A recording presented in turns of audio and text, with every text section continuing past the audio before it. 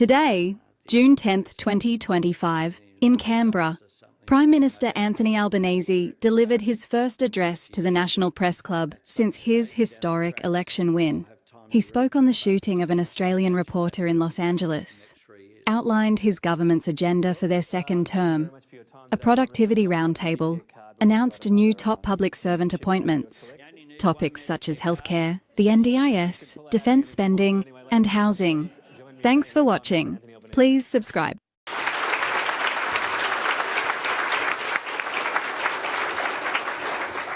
Well, thanks very much. It's great to be back at the National Press Club, and I begin by acknowledging the traditional owners of the land on which we're meeting and pay my respect to elders past, present and emerging. I want to acknowledge all my many colleagues who are joining me here today, and I say on behalf of every single Labor member and senator, we are humbled and honoured by the trust that the Australian people have placed in our government. Each and every day we are working to prove worthy of that trust, to stand up for Australia at a time of global uncertainty, to act on the immediate challenges confronting us, to seize the opportunities ahead of us, and to deliver the positive and ambitious agenda that we took to the Australian people. Now, back in May 2022, Australians voted for change, to change the government, to change the country, to change the way we engage with the world and the way our economy worked at home. In May 2025, Australians voted to make that change last, to build on the foundations we have laid, to carry forward the reforms that we have begun, and to see the rewards of their hard work reflected in their daily lives, with an economy that nourishes their aspiration and repays their efforts, and a society where everyone has the opportunity to fulfil their potential. Before the election, my colleagues and I were clear about our commitments and our approach, and the democratic verdict rendered by Australians was every bit as clear.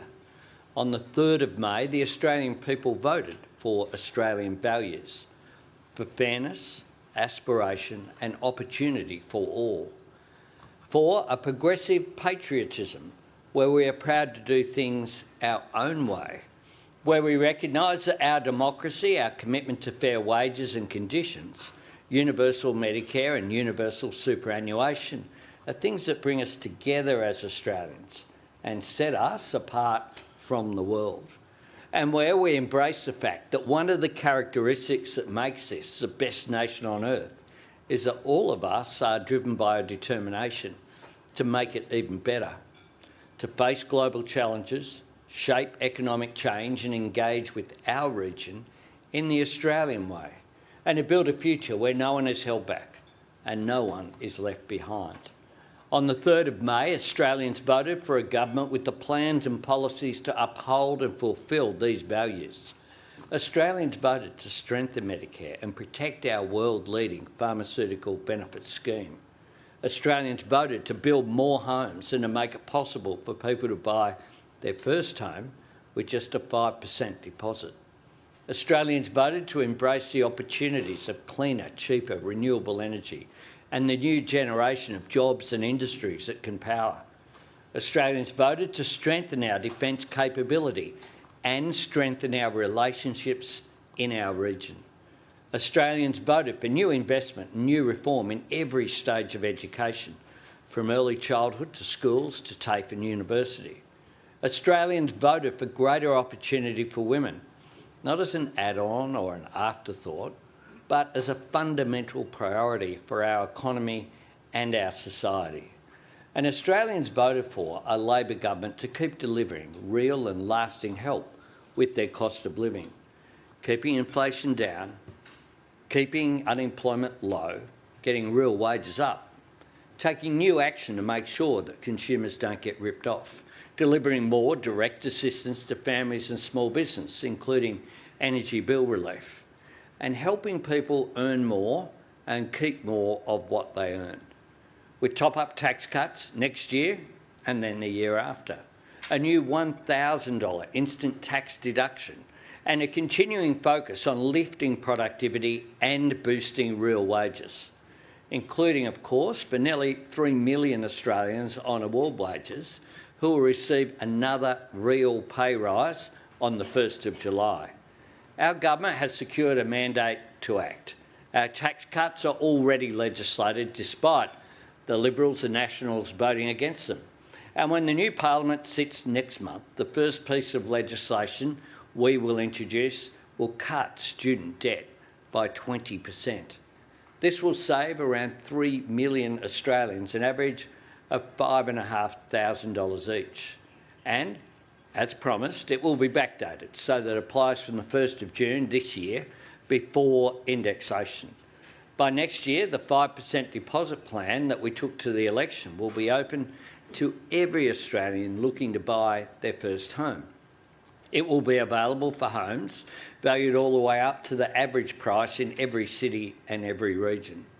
And if you buy your first home through this plan, you won't have to pay a single dollar in mortgage insurance. Our government will cover it. This will make a real difference for so many Australians. Instead of being stuck trying to save while their rent pays someone else's mortgage, they'll be paying off their own home. From the 1st of January, medicines on the PBS will cost no more than $25 per script, the lowest price since 2004. For pensioners and concession card holders, the price of a script will be frozen at just $7.70 until the end of this decade. And at the same time, 1-800-Medicare will be up and running, free, 24/7, expert health advice, only a phone call away. I want to start opening the 50 new Medicare urgent care clinics we promised this year, and we want them all open by the middle of next year. Combined with the 87 we've already opened, this will mean that 4 out of every 5 Australians will live within 20 minutes of a clinic. Already, 1.5 million Australians have visited one of these clinics, and all they have needed is just this. You'd be disappointed if it didn't appear. Their Medicare card. That is all that they have needed. Now, our government is focused on delivery. We know that delivery matters for all those Australians who voted Labor, for lower taxes, for stronger Medicare, better education and new help with the cost of living. Delivering these commitments matters for every Australian, regardless of who they voted for. It matters for our economy, for the jobs, skills, technology, infrastructure and energy we need to grow and thrive in the years ahead. It also matters for our democracy. We are living in a time of significant global uncertainty, and that reaches beyond just economic instability. It is the more corrosive proposition that politics and government and democratic institutions, including a free media, are incapable of meeting the demands of this moment. Some simply dismiss such sentiment. Others cynically seek to harvest it. Our responsibility is to disprove it, to recognise that some of this frustration is drawn from people's real experiences, the feeling that government isn't working for them. To counter this, we have to offer the practical and positive alternative, to prove that a good, focused, reforming Labor government can make a real and positive difference to people's lives, and that we can do this while building for the future too. A future which delivers on our vision for a stronger, fairer Australia, indeed an Australia that is stronger because it is fairer. A future where we realise our potential as a renewable energy superpower. A future where we have a thriving, advanced manufacturing industry, where education enriches our human potential from universal, affordable early learning through properly funded schools and a dynamic tertiary sector. Our vision is for a society that is a microcosm for the world, where all are respected and valued and our diversity is recognised as a strength, where our international relationships in the fastest growing region of the world in human history benefit us, but also provide a platform for us to play a positive and stabilising global role in uncertain times. Our government's vision and ambition for Australia's future was never dependent on the size of our majority. But you can only build for that future vision if you build confidence that you can deliver on urgent and immediate necessities. How you do that is important too, ensuring that the actions of today anticipate and create conditions for further reform tomorrow. And that is why so many of our election commitments for our second term built on reforms we had introduced and were implementing in our first term. Our agenda has been shaped by the lives and priorities of the Australian people, and it is built on Australian values. It is the mission and the measure of a Labor government to give those enduring ideals of fairness, aspiration and opportunity renewed and deeper meaning for more Australians, to deliver reforms that hold no one back and drive progress that leaves no one behind. This is no small task. It demands we aim high and requires us to build big. That's why the very heart of our campaign was the biggest ever investment in Medicare, driving to a target of 9 out of every 10 visits to the GP being fully bulk billed by 2030. Because we understand that for Medicare to remain a profound expression of the fair go, for it to be a continuing source of national pride for decades to come, it must rise to meet the new challenges in health and primary care, and it must deliver for people in every part of our country.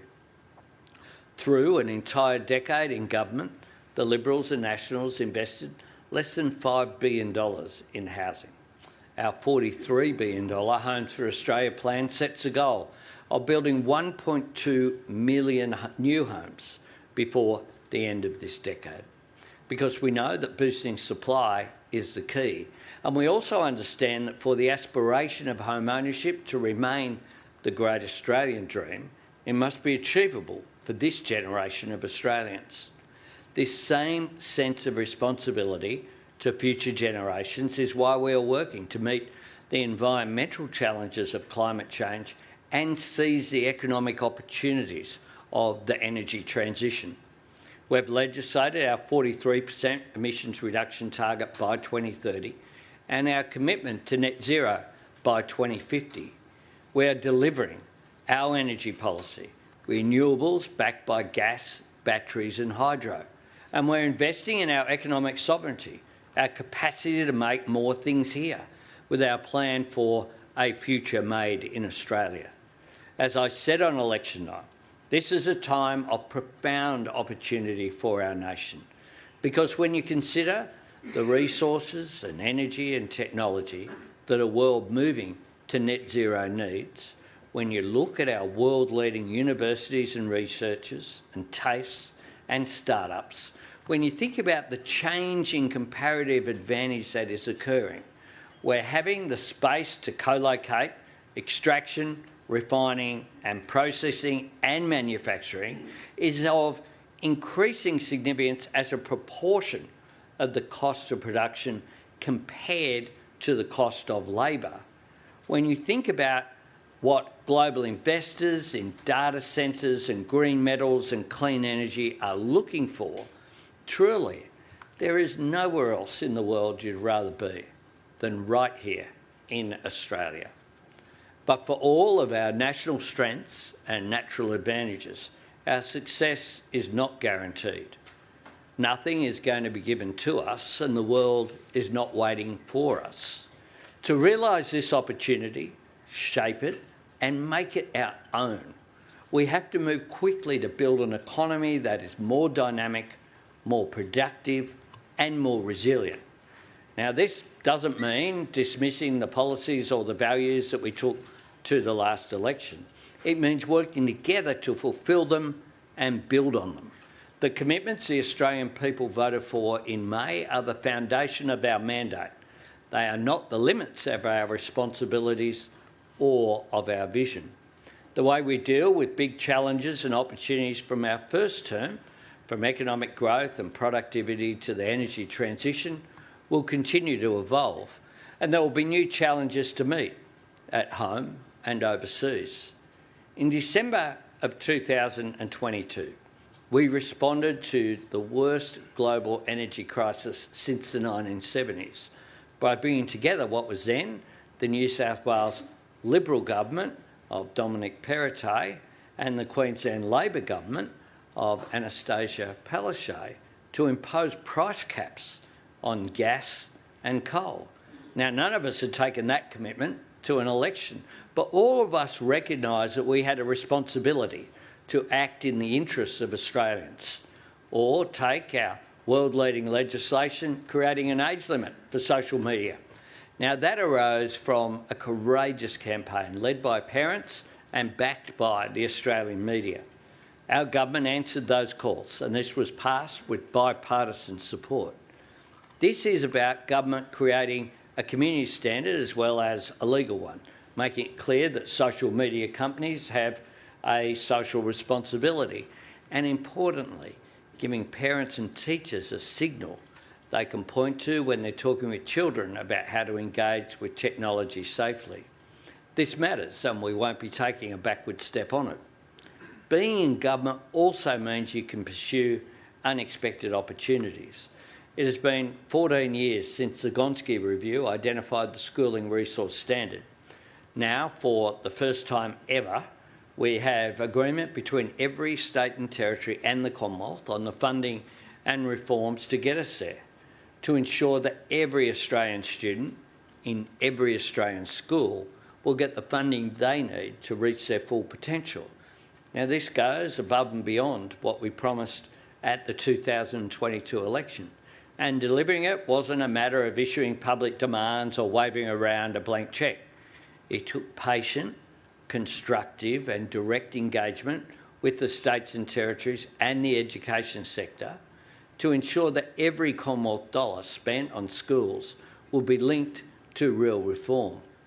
I look at this breakthrough as a model for our future engagement with the states and territories on other areas of shared responsibility, a chance to secure lasting, meaningful agreement on funding for public hospitals and ensuring the National Disability Insurance Scheme is on a sustainable footing.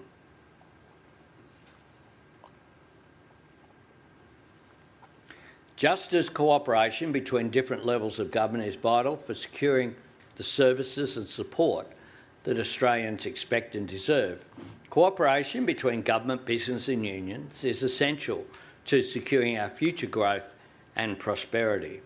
Over the last 3 years, we have all worked together to put the worst of global inflation behind us, to bring inflation down without sacrificing people's jobs or cutting the wages and services that Australians rely on. With 2 interest rate cuts already this year, there is a growing sense that our economy is turning the corner. Making our way forward depends on what all of us can work together to achieve. And that's why I've asked the Treasurer, Jim Chalmers, to convene a roundtable to support and shape our government's growth and productivity agenda. At Parliament House in August, we will bring together a group of leaders from the business community, the union movement and civil society. This will be a more streamlined dialogue than the Jobs and Skills Summit, dealing with a more targeted set of issues. We want to build the broadest possible base of support for further economic reform to drive growth, boost productivity, strengthen the budget and secure the resilience of our economy in a time of global uncertainty. What we want is a focused dialogue and constructive debate that leads to concrete and tangible actions. The starting point for our government is clear.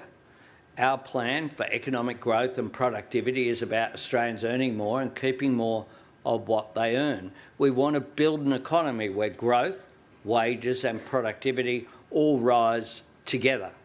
This work is already underway, including our National Productivity Fund, incentivising state and territory governments to drive efficiencies in construction. Our new measures in the budget in March, including the reform of non-compete clauses and new action on national standards for occupational licensing. In the next 3 years, we want to expand on this approach, and I'm optimistic about the progress that we can make because there is substantial agreement on so many of the key priorities: driving faster approvals for housing, energy and infrastructure projects while ensuring sustainability, making it easier for Australian innovators to commercialise their breakthroughs and create jobs in Australia, investing in the skills our nation needs and making sure those qualifications are recognised nationwide, ensuring all Australians are better prepared to capitalise on the opportunities of artificial intelligence while making sure that we secure ourselves against its risks, and continuing the work that we've done through Services Australia to make it easier for people to access and navigate the government services that they rely upon. Now, some of this is about government doing the basics better, targeting duplication, removing barriers to investment and reducing the cost of doing business. But not every challenge can be solved by government stepping back. This is a time where government has to be prepared to step up, to invest in education and skills and research and innovation, to build and upgrade the infrastructure that supports growth and drives productivity, to combine our Future Made in Australia plan, our critical minerals strategic reserve, and our new investment framework with a deeper and more diversified trade agenda, especially in our region, and to provide business and industry with the certainty to invest in all their assets, technology, energy, and most of all, their people. Again, this is where the way that we make change, the how, matters, because change that is imposed unilaterally by government rarely endures. Key to lasting change is reform that Australians own and understand, reform that clearly serves a national purpose and the national interest, change that empowers and engages people with a sense of choice and agency, change that generates its own momentum and builds its own staying power. That's the long-term, lasting change that our government wants to deliver, and we respect the vital role that the Australian Public Service has to play in this. Today, I'm pleased to confirm the appointment of Dr. Stephen Kennedy as Secretary of the Department of Prime Minister and Cabinet, and Jenny Wilkinson as Secretary to the Treasury, the first woman to be appointed to that vital role. These outstanding public servants will continue to excel in their service to our nation. I am delighted that Dr. Kennedy and Ms Wilkinson have accepted my invitations to serve. And I do want to take this opportunity to publicly thank Glyn Davis, the outgoing Secretary, for his service and his ongoing extraordinary contribution to our great nation. Over the next 3 years, we are focused on delivering what Australians voted for on May the 3rd. And in the conversation about future economic reform, we should also remember what Australians voted against, because Australians overwhelmingly rejected policies designed to drive down wages, undermine job security and take flexibility away from working families. Australians voted against mass sackings in the public service and the damage that would do to our social safety net. Australians rejected nuclear power, not just because of its staggering cost, but because people recognise the Liberals and Nationals plan for what it was: a last desperate attempt to delay action on climate change and derail the transition to renewable energy. And Australians voted against importing conflicts and ideologies that have no basis in our national culture or character. They rejected policies copied from overseas that would only leave us a smaller, narrower, less generous and more divided country. Instead, our people chose to face global challenges in the Australian way, and that is precisely the way for us to compete and succeed in the world and grow and prosper here at home. Our own way, on our terms, in our interests, not seeking to imitate low-wage economies, not leaving people behind in the scramble for some perceived advantage, not trading away the things that make us the best country on earth, trusting in our national values, building on our national strengths, and backing our people, rewarding their hard work, investing in their talent, and nourishing their aspiration. My colleagues and I understand that every day in government is a privilege, and with optimism, urgency, purpose and determination, we intend to make every single day count. Thanks very much.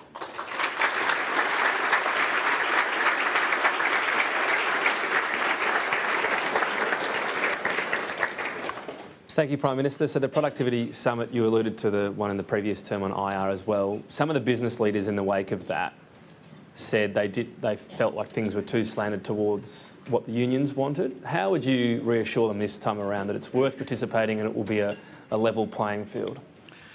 Well, we're a Labor government. We support unions existing, and some of the commentators preferred that unions didn't exist. That's the truth. But we will always respect both the role of business and the role of unions. And one of the things that I say is that there are common interests that you can't have. I say this to unions as well. You don't get union members unless you've got successful employers. And it's the private sector that drives an economy. What the public sector should do is facilitate private sector activity and private sector investment. And that's what my government is focused on. We will invite people to the gathering, the roundtable. Will be held in Parliament House. I've been working with Jim and the economic team. Jim will have more to say about it when he appears at the National Press Club here next week. But we want to have open and honest conversations, not shut down conversations by saying if someone raises an issue, that means you immediately go from A to Z, which is often what happens. But early in the term, the Jobs and Skills Summit led to, I tell you what, without it, we would have greater skills shortages in this country. We wouldn't have free TAFE. We wouldn't have the $10,000 incentives that we have for people in construction and energy. We wouldn't have those issues being addressed with, and a more rational discussion as well about the role that migration plays in that. So we will be respectful. We want people to participate in the spirit of goodwill in which we're making this suggestion. Thank you. All right, well, we have what we call in the TV business a hard out of 135 and a list that would have a whole AFL side including a sub, so I'll ask our questioners to be to the point, beginning with Michelle Grattan from The Conversation. Prime Minister, you spoke of using the federal government's funding leverage to get reform in areas where it has indirect rather than direct power, and you particularly mentioned Gonski. Can I ask you about hospitals, though? They were a preoccupation of your predecessor, Kevin Rudd. Do you think that the present hospital system in Australia is fit for purpose? You've got a funding agreement coming up in a year or two to negotiate a long-term agreement.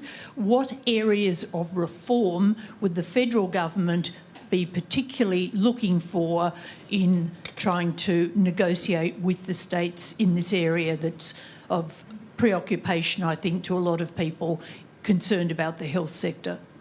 Well, thanks, Michelle. We have an ageing of the population, and that's part of the challenge that we have to deal with. But we came to an agreement with $1.7 billion to extend the hospital agreement to enable us to then have a discussion, not in the context of a looming election, but to have a discussion about how it fits together.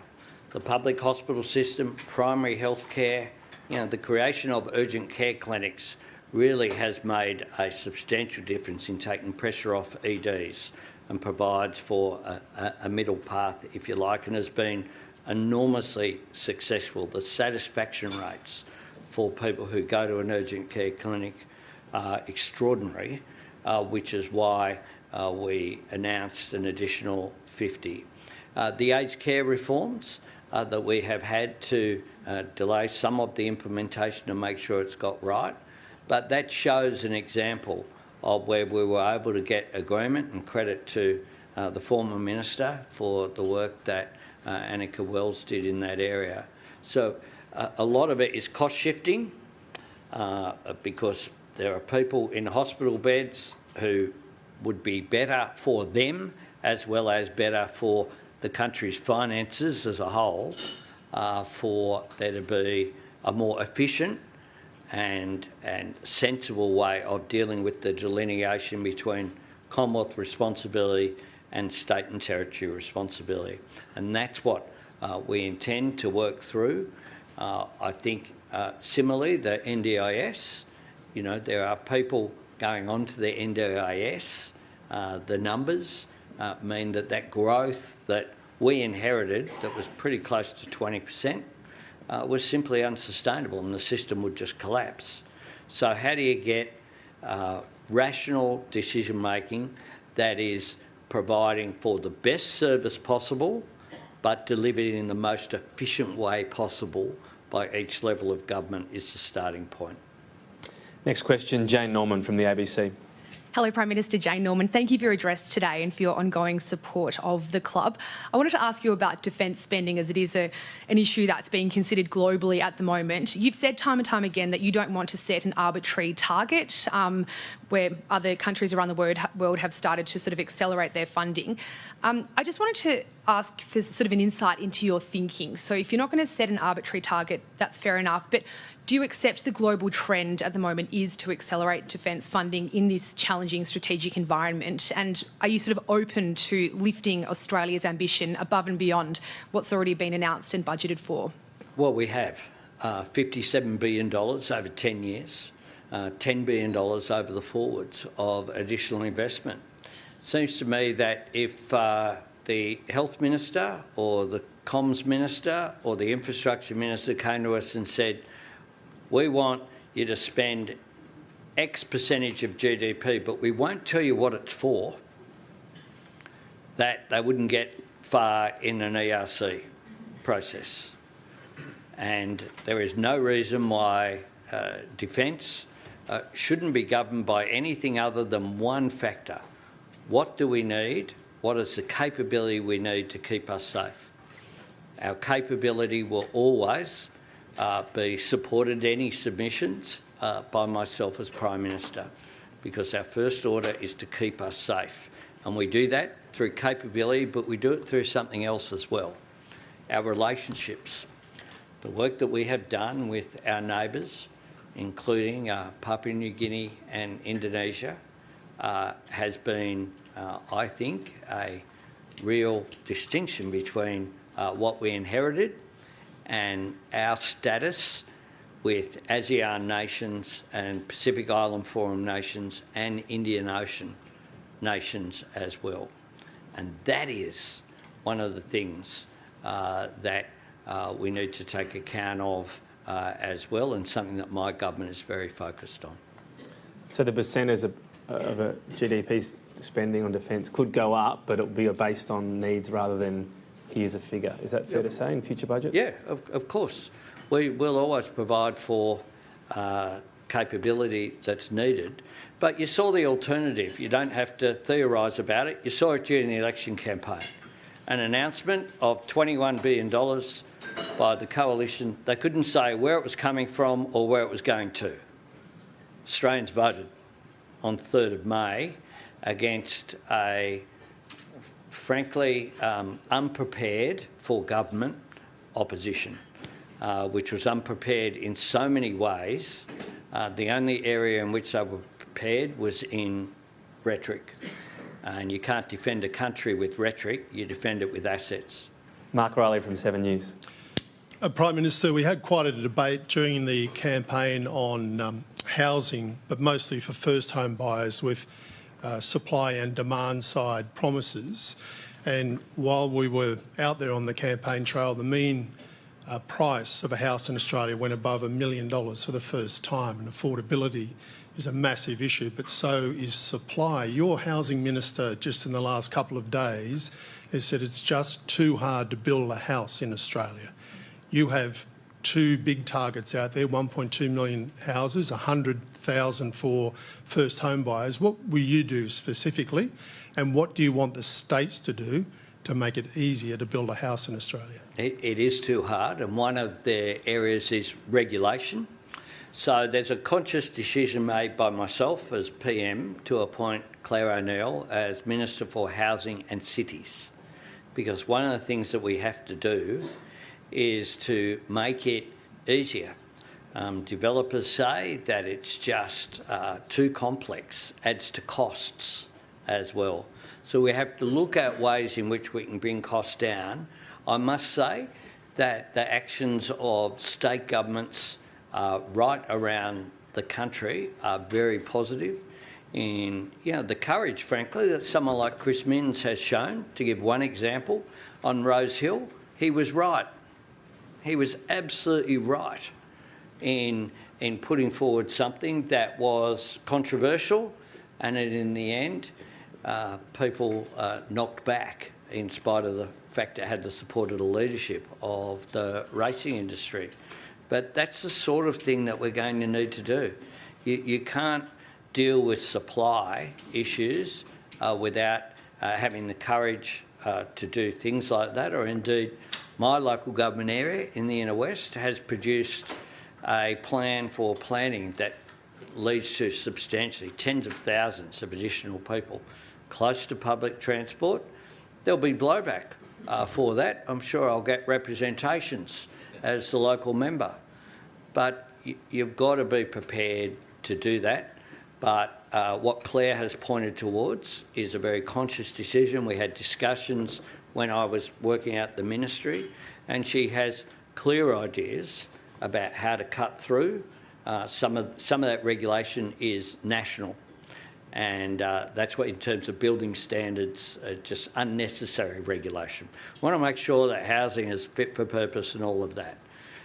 But if we can cut through on some of the red tape, then that will reduce costs. Next question, Anna Henderson from SBS. Thank you. It's been an extremely traumatic time over the last week or so in the Indigenous community across the country. We've had the death in custody of 24-year-old disabled Warlpiri man Kumanjai White, and a separate death in custody investigation after the death of a 68-year-old Wadeye man who was remembered for his work lobbying for bilingual education. Advocates say on average 40 Aboriginal people have been taken into custody in the NT every day since August 2024 after the legal changes in that jurisdiction, and 88% of the prison population in the NT is Indigenous. Has your government and previous governments, as Marion Scrimgeour, your envoy, said this week, dropped the ball on dealing with the death in custody issue in this country? And the North Australian Aboriginal Justice Agency is now urging a federal intervention into the NT justice system. Is that something you're considering? Can I say that something I've said before? All governments have not done well enough in any of these areas. We, attempted during our last term to break with business as usual. We attempted to do that. I think we, can't be accused of shying away from that. We did it.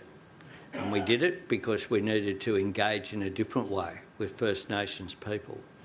Look, I'm confident that Malarndirri McCarthy, who, my minister, who, I don't think I'm breaching her privacy here, who's dealt with the death of her father over the weekend, which is why she isn't here, is dealing with those issues, personal issues, but then she will, I think, be very focused on how do we do better. Now, in general, the idea of federal intervention, which is frankly an easy thing that people come up with, why aren't you sending the AFP? Why aren't you doing that? Without then saying where it leads. I need to be convinced that people in Canberra know better than people in the Northern Territory about how to deal with these issues, is my starting point.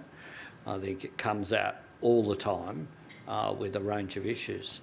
But we do need to engage directly and constructively with First Nations people.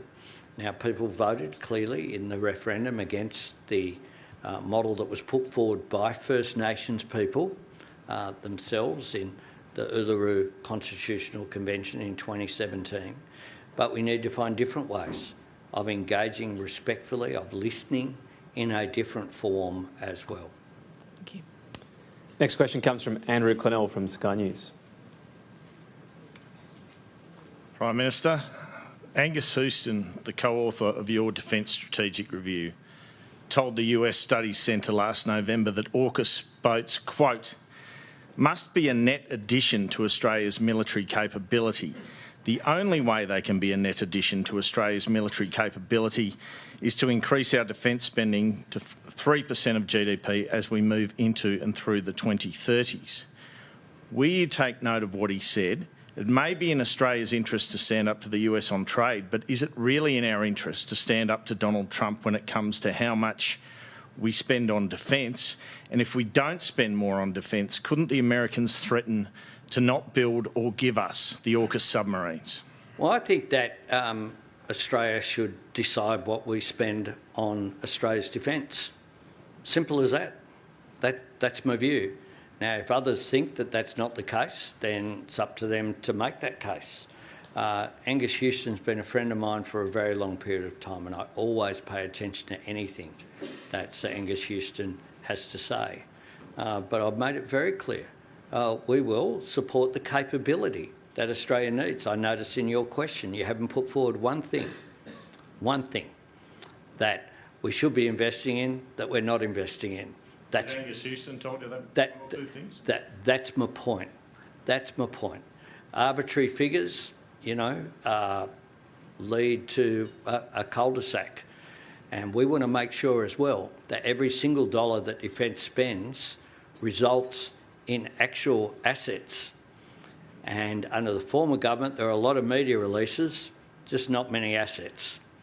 And what we want to do is to make sure that we improve the capability of our defence forces, and that's what we're doing. For example, by manufacturing missiles here, which will be manufactured this year, something that never happened before. Phil Curry from the AFR. Thanks, Tom. Hi, Pam.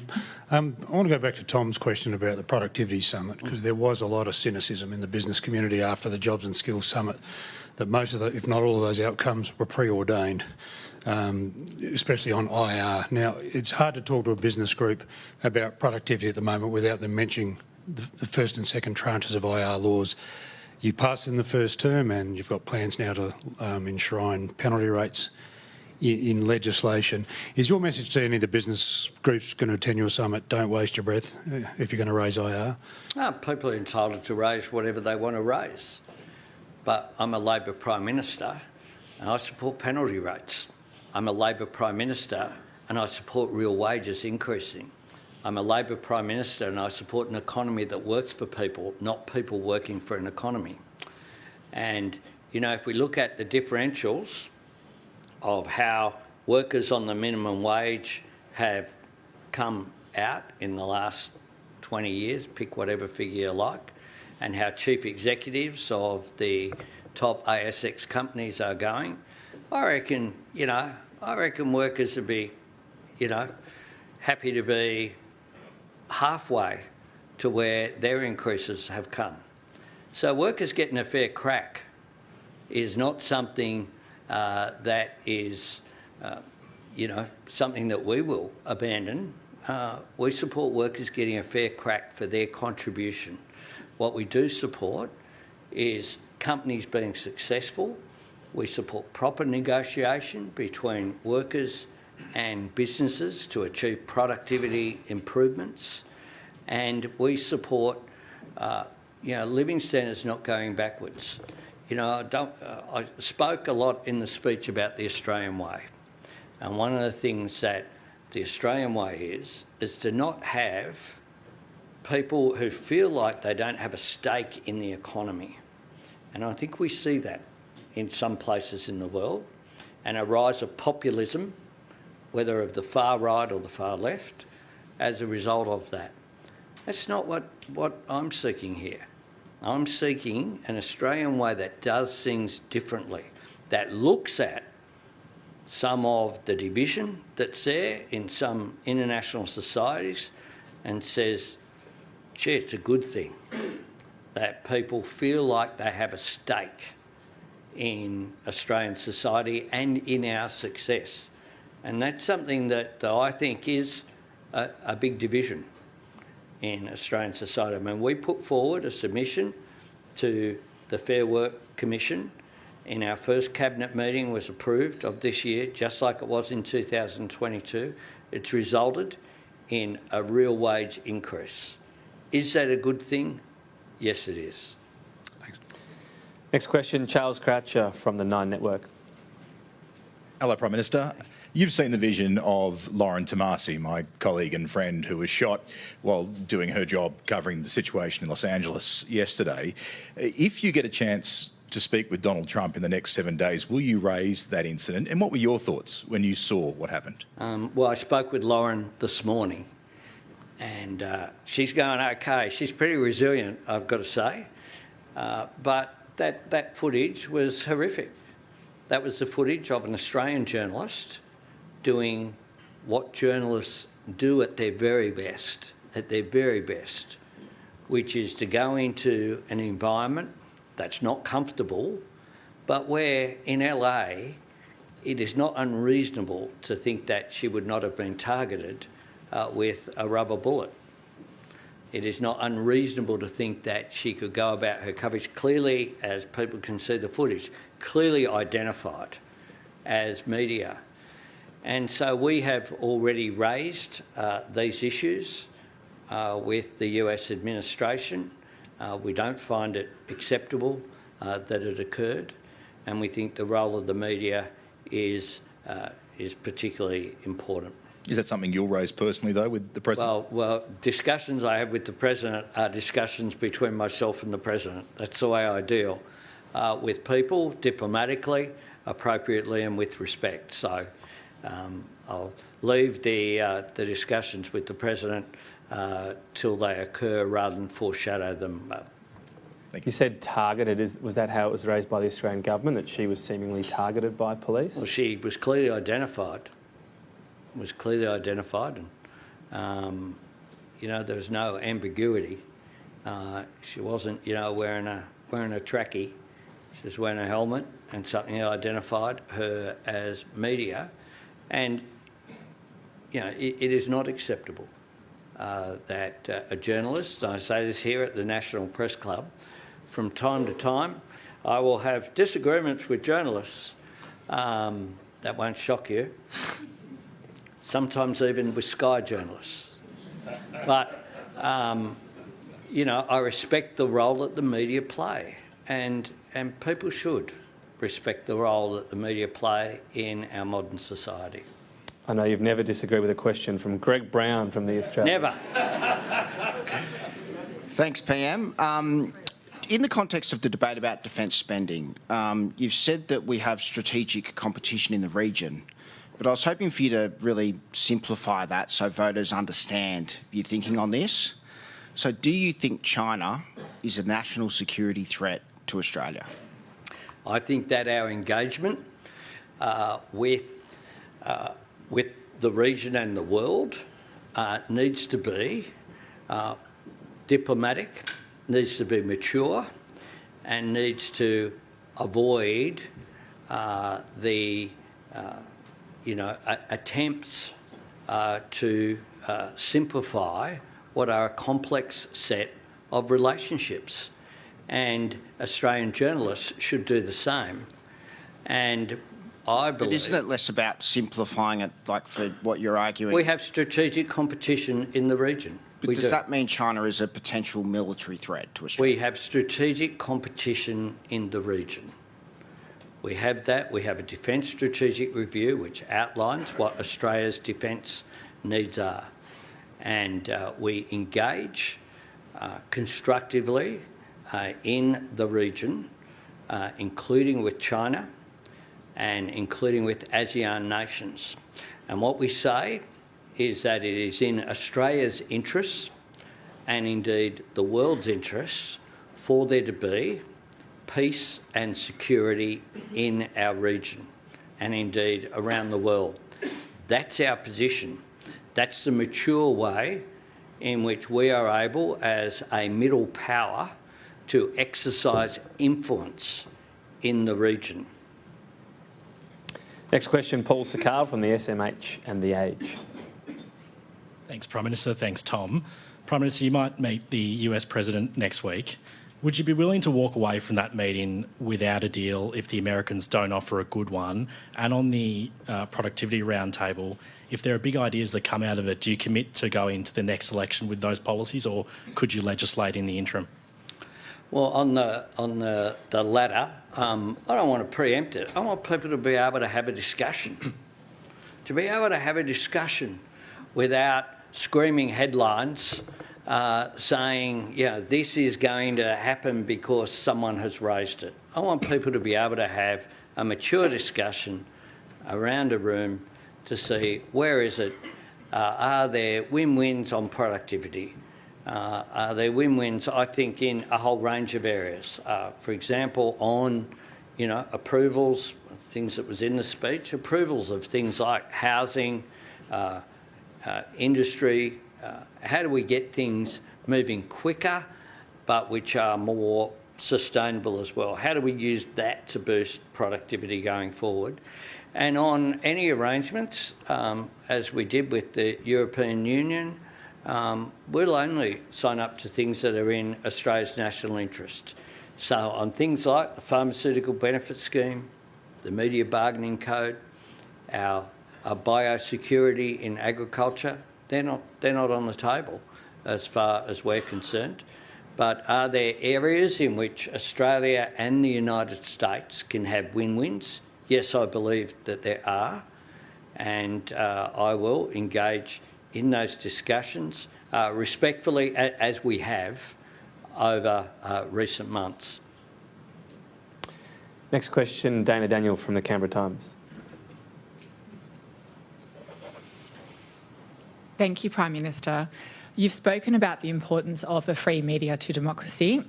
Traditional media companies have lost millions of dollars in revenue since Meta stopped paying for news on its platforms, and they say that this threatens their viability. Your government's announcement in December that a levy would be imposed on those who refuse to pay seemed to hit a wall after Donald Trump's tariff announcement, and a promised discussion paper is overdue. Will the progressive patriotism that you spoke about in your speech include Australia leading the world in safeguarding the viability of public interest journalism? And how soon can we expect the news media bargaining incentive to be legislated? We certainly support the News Bargaining Code, and we've made it very clear, for example, to the US, and we made it clear publicly that that's not on the table any more than the social media ban for under 16s is on the table either. We respect the role of particularly local papers. As a local here in Canberra, it plays a vital role, and it is of critical importance that those media organisations are able to survive. Now, media is changing. Legacy media isn't everything, but it's important, and I respect the role that it plays, just like I respect new media as well. I did well documented. I did 20 podcasts this year leading up to the election. I'll do other. I've got another one on Thursday morning. I'll continue to engage, because you have to engage with people where they are. But where they are, Canberra Times is a good example. You have articles about local issues, including ones that are very difficult to read, including Josh Papali's 2 tries against us on Sunday. That brings heartache. But it's a wonderful story. It's a great story from a great Canberran, and he was page 1 of the Canberra Times in the lead up to that game, breaking the record for most number of games played. The Telegraph or the Herald weren't covering that, couldn't care less about that. because it wasn't a big deal. It's a big deal in this town, in this city, and that's important. It's an example of why local media is essential. So whatever Donald Trump might say, no compromise, no changes? No, we're dealing with our policies, including on the News Media Bargaining Code. Okay. Next question, Ben Westcott from Bloomberg. Ben Westcott from Bloomberg. Thank you for your speech, Prime Minister. And speaking of podcasts, we'd welcome you on the Bloomberg Australia podcast anytime you want to pop on over. Speak to Ms Murphy. Sure. I want to get some clarity on the Port of Darwin. During the election campaign, you said you wanted to see it back in Australian hands, but we do know since then there has been some approaches by US companies to potentially look into purchasing the port or taking the lease. Are you adamant that it must be in Australian hands after it leaves Landbridge, or would a friendly partner nation also be okay? Well, private equity has a different perspective, of course, when it comes to investing in infrastructure. And so you'd want to examine what the nature of any bid is. But I've said very clearly that it is in my view, we won't preempt those processes, but my view is very clear and was clear at the time of the federal government, coalition government, giving an incentive to the Northern Territory coalition or CLP government to flog off what was, in my view, an Australian national asset. So I think it should be in Australian hands, is what I've said very clearly, and I'd need some convincing of that. I think that was a wrong decision. I haven't changed my view since it was made. Thanks. Tessa Economy from AAP. Thank you very much for your time, Prime Minister. Millennials and Gen Z are making up a greater share of the electorate, and despite both being younger voters, Gen Z are less anchored to the two-party system. What impact will this have on policy and your messaging? I think we saw during the election campaign a different campaign in how to reach those people. I did last week, I've slowed down since the election. I did Hobart, South Australia, Perth, Melbourne, Sydney and Canberra last week. And I did FM radios on a whole range of those, as well as AM radios. And doing a podcast on Thursday, you've got to talk with people where they're at and engage with them about issues. I frankly was somewhat surprised at the decision by the coalition to oppose the cut in HECSTEP. I thought that was, at least as tone deaf as supporting an increase in income tax rates, which is what they went to the election with, or opposing working from home. You've got to look at the changes that are there in society and how we engage with people and what are their issues that they're concerned with. And a whole lot of new media, I won't give free ads to the ones that are, engage with those people and reflect what their opinions are going forward. So I think it will change the way that politics works. One of the things I'm really proud about is this morning we had a gathering of new members of Parliament, their sort of O week, where they come along, and I was able to speak to them, including, 21-year-old Senator Charlotte from South Australia. I look around everything from the cabinet room to the caucus. We have more women in the House of Representatives whose name begins in A, starting with Annika Wells, than Liberal or Nationals have women on the floor of the House of Representatives. Our team are diverse, and that includes a range of younger people, not just 21-year-olds, but other people in their 20s and early 30s who've got elected. That's great. That's what the Parliament should be. It should reflect Australian society. Do you ever get a bit nervous when maybe a younger staff member sends out a bit of an edgy Insta post and you're not quite sure what it means, but you're assured it's going to go well? That's why they give us young staff to explain it.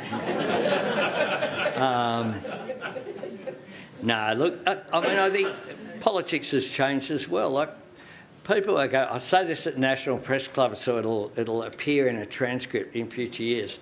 People need to chill out about stuff that people will have on social media.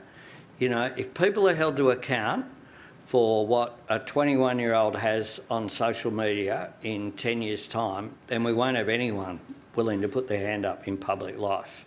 You know, it needs to change the whole way that we deal with those issues as part of the way of dealing with it. So less, you know, we don't go through what people put on social media. It's up to them. They're accountable for it, but there's no centralisation of that because it just wouldn't work.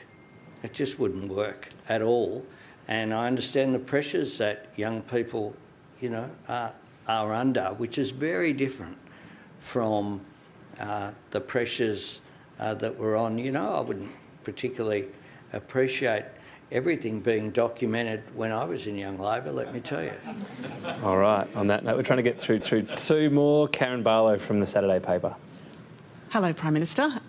Both the new leaders of the Coalition and the Greens, Susan Lee and Larissa Waters, have indicated a different approach to Labor this coming term, reflecting, I guess, their personal styles as well as Labor's thumping majority. What's your approach in this coming term about negotiating your agenda? Are you going to get more involved in some of the negotiations? What are you going to be doing this term? How are you going to approach it? I lead a cabinet government that empowers ministers. So ministers go off and negotiate, but there's nothing unusual about me involving myself at some stage, usually with Senator Gallagher, when it gets to the crunch. And you know, we did that last December. I foreshadow things that aren't negotiable, and I did that on the front page of the Herald, I think, that week of the last sitting week. But we got, you know, a phenomenal amount of legislation done. We got a whole lot done as well when Parliament resumed in February, and then on budget week, like, one of the things that people missed, I think, was on the Wednesday, just how much we got through the Senate, both houses, which is why we start from a position where a whole lot of our budget and forward agenda is through. You know, free TAFE, NBN, tax cuts, through, done and dusted. But I'm respectful. I contacted both the leaders. I've sat down already with Susan Lee, as well as sitting down with David Littleproud. I've offered to sit down with Larissa Waters. I welcome constructive dialogue. I welcome input as well. We'll treat the crossbenchers with respect. We have 94 votes, but that actually doesn't make a difference compared with 78, because 78 wins and 94 wins. You don't win bigger, you win. You pass legislation. We treat people with respect. If they've got ideas, we're up for it. We're up for it. And I welcome the fact that Susan has made some constructive discussion, and the Larissa as well. But, you know, we'll wait and see. The proof will be in the pudding. I think they've both got issues with their internals. That, fortunately for me, is something that I don't have. We'll see Susan Lee here on the 25th as a bit of a plug. Final question, Katina Curtis from the West Australian. Thanks, Prime Minister. You've obviously spoken about doing things the Australian way. There does seem to be an American book that has been passed around your economics team, Abundance, from Ezra Klein and Derek Thompson. Several of them have referenced it. Have you read it? How do you see that abundance agenda applying in Australia? And one of the things it talks about a lot, particularly around housing, is the way that people who just don't want progress because they want to hold on to what they've got kind of weaponise environmental laws and litigation. That's obviously in a US context, but I think we see it happening here with NIMBYism. How do you intend to stop that? Well, I'm not going to comment on a book that I haven't read, which is probably a good idea. I'm old-fashioned. I only launch books that I read, which caused, in the last term, Daniel Molino, who wrote a 3,500 page book, for me to not launch his book, as worthy as I'm sure it was, but I did launch Andrew Charlton's book, where it was much more smaller. So, hint there for parliamentary colleagues, if you want me to launch your book, make it a bit shorter so it's realistic for me to do so, given the amount of reading of cabinet papers, etc., that I have to do. So I won't comment on that. Suffice to say, look, our job is to just serve our national interests. I think that Australian characteristics and Australian politics are different from the United States. I think that the events we're seeing in the United States are something that no doubt many books will be written about in future years, and at some stage down the track I'll have time to read them, but I can't imagine that being the case over the next 3 years.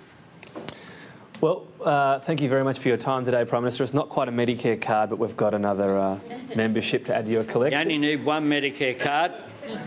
You can pull that out again if you want. But anyway, ladies and gentlemen, please join me in thanking the Prime Minister, Anthony Albanese.